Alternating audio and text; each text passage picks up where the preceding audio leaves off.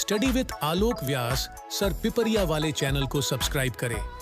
धन्यवाद। हर साल 26 जनवरी को भारत में गणतंत्र दिवस समारोह मनाया जाता है, जो हर एक भारतवासी के लिए गर्व का पल होता है। और इस बार तो दोगुने जश्न का अवसर है, क्योंकि भारत अपना 75वां गणतंत्र दिवस मनाने जा रहा है। आजादी के 3 साल बाद 1950 में देश का संविधान लागू हुआ था।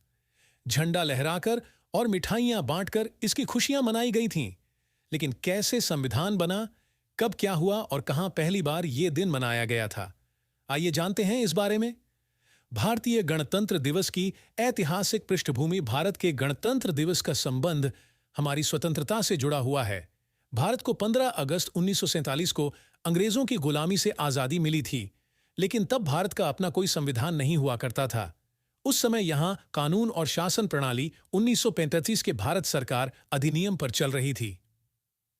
29 अगस्त 1947 को भारत में एक स्थायी संविधान का खाका तैयार करने के लिए एक प्रारूप समिति के गठन के लिए संविधान सभा में प्रस्ताव रखा गया था, जिसमें डॉ. बी.आर. अम्बेडकर की अध्यक्षता में प्रारूप समिति का गठन किया गया। समिति ने 4 नवंबर 1948 को संविधान का अंतिम प्रारूप संविधान सभा में प्रस्तुत किया। फिर विचार विमर्श और कुछ संशोधनों के बाद संविधान के प्रारूप को 26 नवंबर 1939 को संविधान सभा द्वारा पारित किया गया। संविधान के कुछ प्रावधान 26 नवंबर 1939 को ही लागू हो गए थे।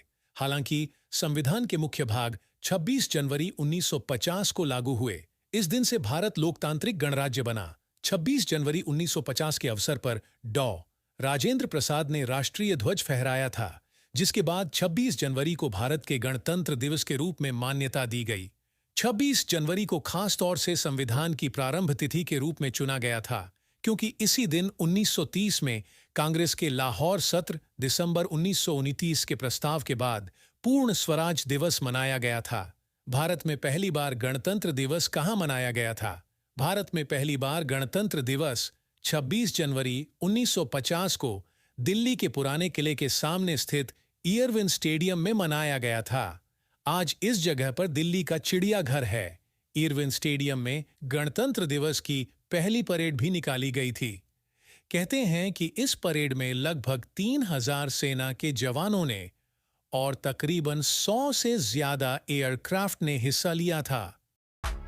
Study with Alok Vyas sir Pipariya वाले चैनल को सब्सक्राइब करें।